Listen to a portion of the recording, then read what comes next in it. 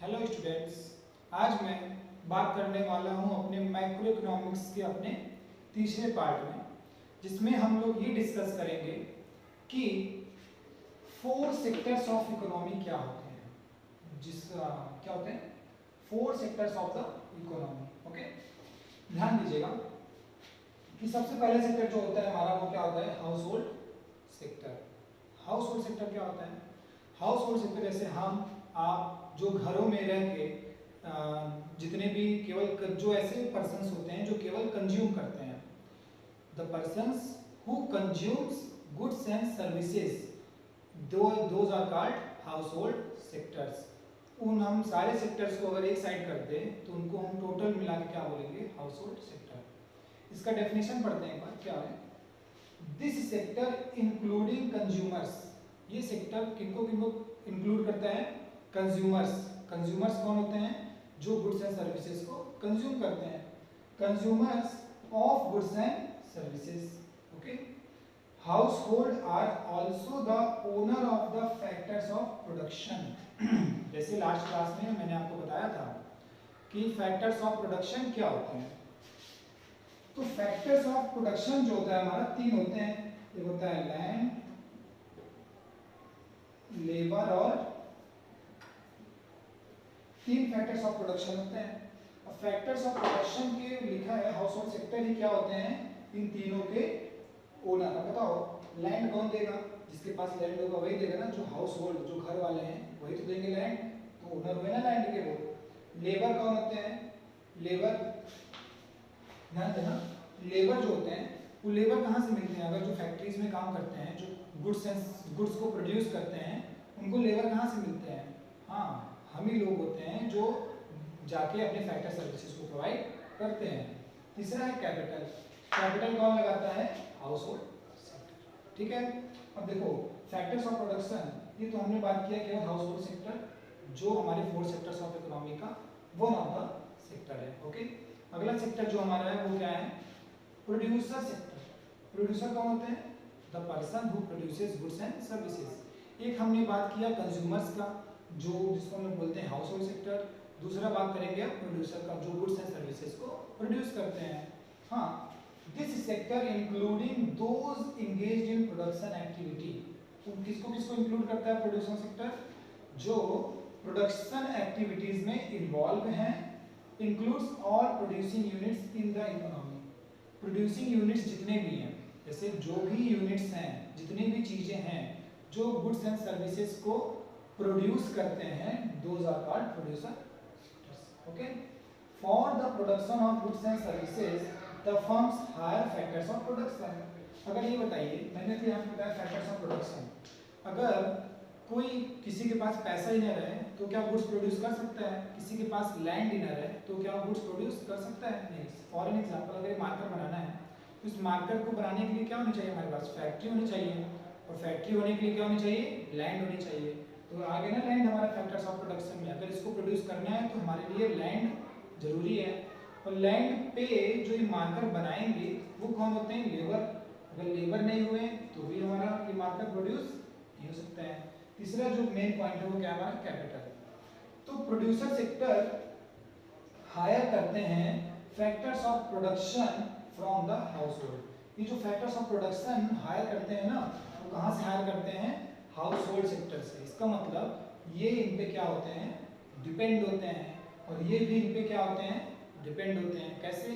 अब house hold sector producer sector पे कैसे डिपेंड होता है वो हम लोग अपने अगले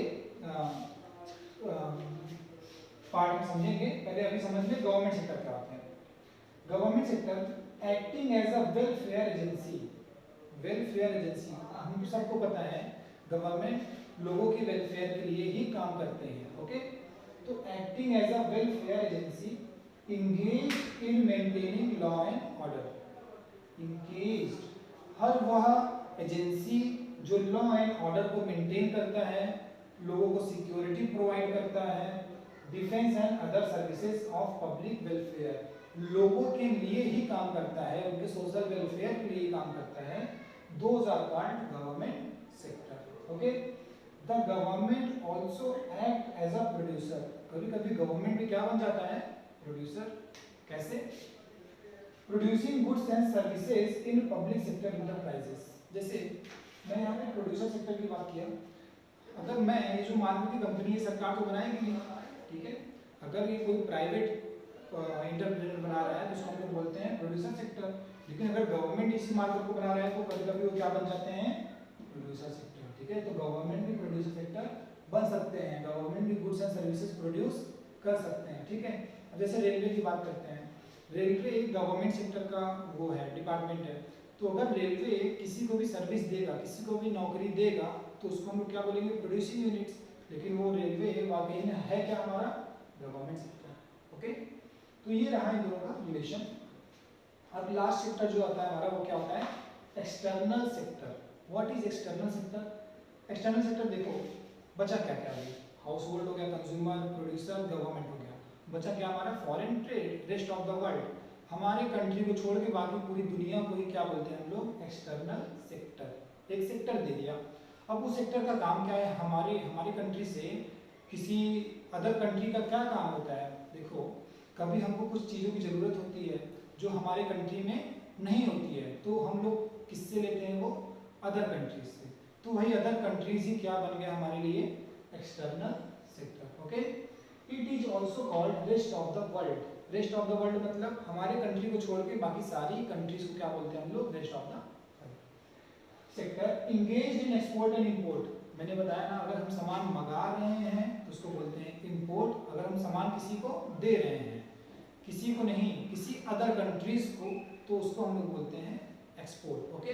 किसी भी अदर कंट्रीज से अगर हम लोग इंपोर्ट और एक्सपोर्ट जैसी एक्टिविटी कर रहे हैं तो उसका एक डिपार्टमेंट होता है और उस सेक्टर को हम लोग क्या बोलते हैं, एक्सटर्नल सेक्टर्स, ओके। अब ध्यान दीजिएगा, एक अगला टॉपिक जो हमारा है उसका नाम है इंटरसेक्टोरल। क्या नाम है उसका, मैं इसको थोड़ा रब कर रहा हूं, ये लिख दे रहा हूं।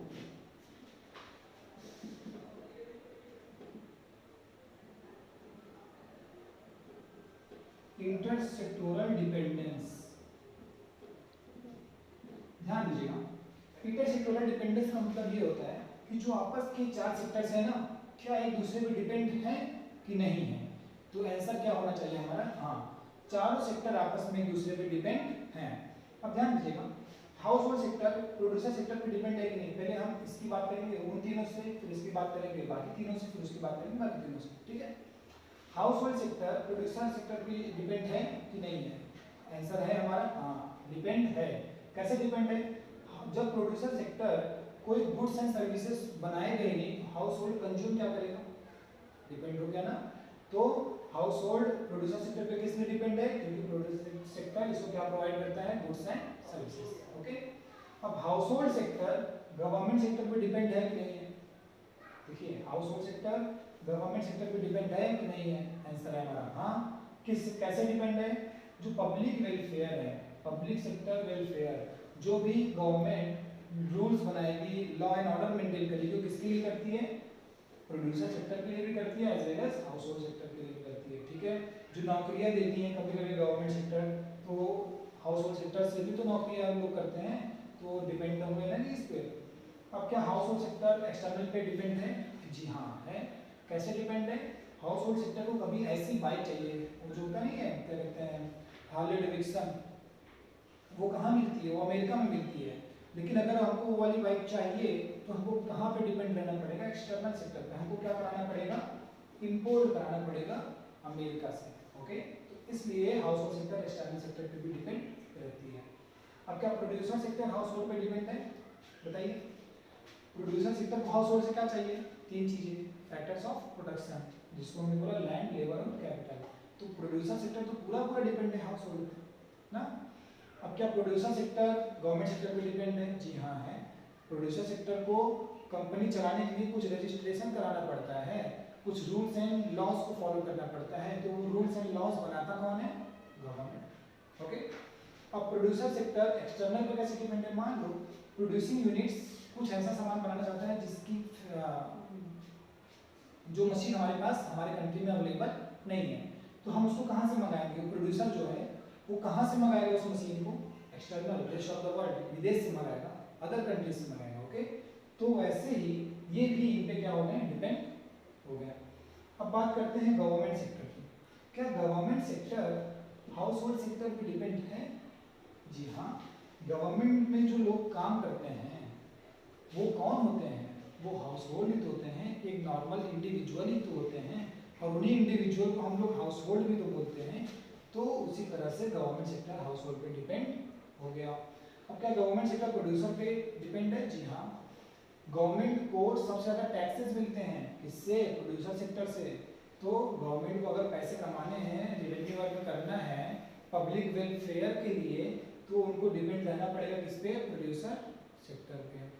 अब क्या गवर्नमेंट सेक्टर एक्सटर्नल सेक्टर पे डिपेंड है? जी हाँ, जो हम इंपोर्ट एक्सपोर्ट कराते हैं उनमें लॉ वगैरह कौन बनाता है? हमारा गवर्नमेंट सेक्टर। ओके, हमने यहाँ तक देख लिया कि तीनों आपस में बाकी चारों पे कैसे डिपेंड करते हैं।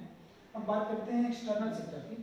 क्या एक्सटर्नल सेक्टर जो रेस्ट ऑफ द वर्ल्ड है हाउस होल्ड पे डिपेंड है? जी हाँ, जो रेस्ट ऑफ द वर्ल्ड है इंपोर्ट और एक्सपोर्ट, वो तीनों सेक्टर पे उसी तरह से डिपेंड है जैसे हमारा गवर्नमेंट। ध्यान देना, किसी अदर कंट्रीज को अगर कुछ चीज़ों की ज़रूरत पड़ती है, मान लो अमेरिका में यहाँ के लोग काम करते हैं, ठीक है, कभी कभी अमेरिका से मतलब गूगल वगैरह जो हायर करते हैं हमारे कंट्री से लोगों को हायर करते हैं, तो हो गई ना ज़रूरत। गूगल अदर कंट्री की है, लेकिन उन्होंने जो नौकरियाँ दी हैं, हायर किया है, वो कहाँ के लोगों को किया है?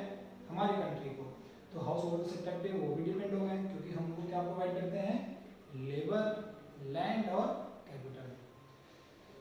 अब क्या एक्सटर्नल सेक्टर जो बाकी अदर कंट्रीज है, प्रोड्यूसर सेक्टर हमारे कंट्री के प्रोड्यूसिंग यूनिट पे डिपेंड है? जी हाँ है। हो सकता हो प्रोड्यूसिंग यूनिट्स कुछ ऐसा बनाता हो जो अदर कंट्रीज में नहीं मिलती हैं, तो यहाँ से सामान अदर कंट्रीज वाले मंगाएंगे, हो गई डिपेंडेंसी। क्या एक्सटर्नल सेक्टर गवर्नमेंट सेक्टर पर डिपेंड है? जी हाँ है।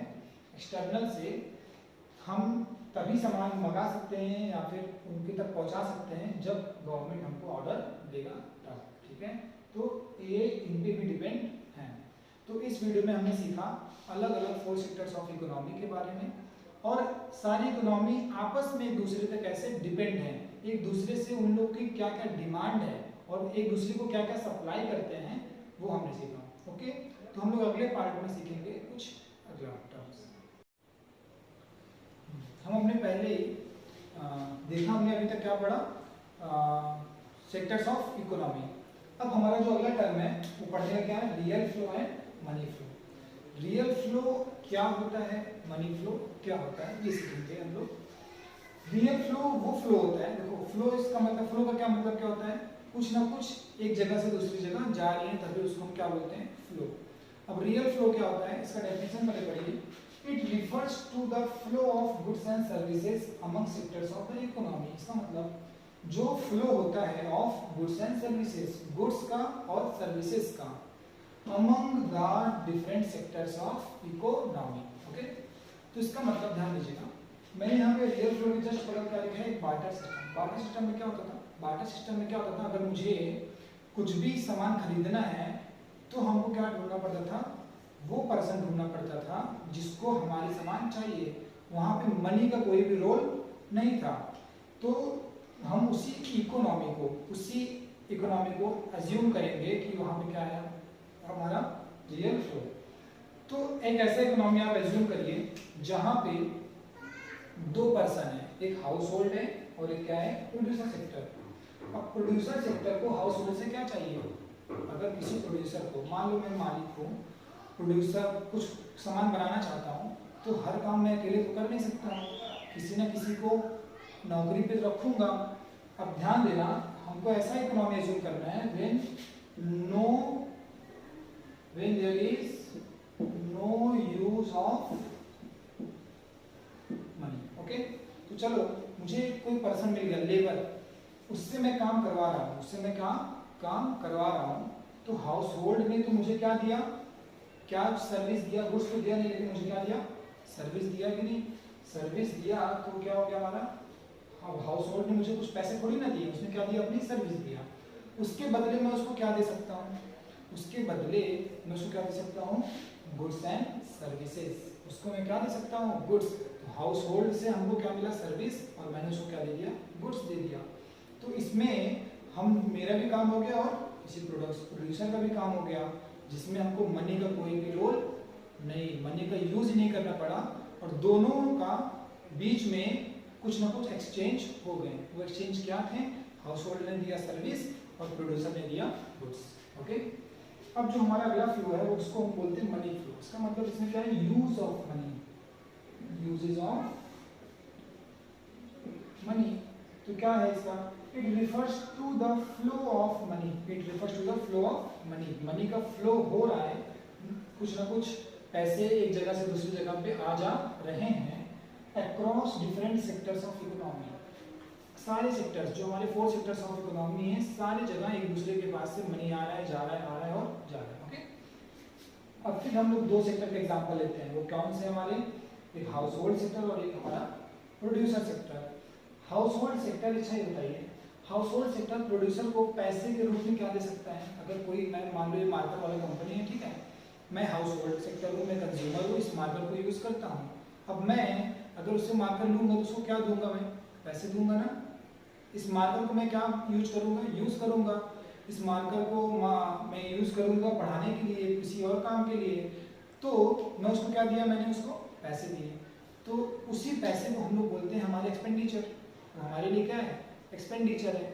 और एक्सपेंडिचर कैसा एक्सपेंडिचर है? Consumption expenditure. कौन सा एक्सपेंडिचर? Consumption expenditure. तो हाउस होल्ड सेक्टर ने प्रोड्यूसर सेक्टर को क्या दिया? Consumption expenditure. ओके, तो फ्लो हुआ किसका? मनी का। किस रूप में? खर्चे के रूप में, कंजम्पशन एक्सपेंडिचर। अब producer sector house hold sector को क्या देगा? चलो, मैंने सेक्टर्स ऑफ इकोनॉमी तो यहाँ भी लिख दिया, लेकिन बताइए आप प्रोड्यूसर सेक्टर को, प्रोड्यूसर जो सेक्टर जो मालिक है वो अपने लेबर को क्या देगा? अगर उसको गुड्स नहीं देना है तो किसका फ्लो देखना है? मनी का। तो अपने मालिक अपने लेबर को, अपने एम्प्लॉयज को क्या दे सकता है? सैलरी और वेजेस। जी हाँ, तो सैलरी और वेजेस गुड्स के रूप में नहीं, किसके रूप में देगा? वो मनी के रूप में। इसी को हम लोग बोलते हैं मनी फ्लो। ओके, तो आज हमने सीखा अपने 4 sectors of economy and difference between real flow and money flow, और दोनों कैसे वर्क करते हैं ये भी सीख लिया। Thank you.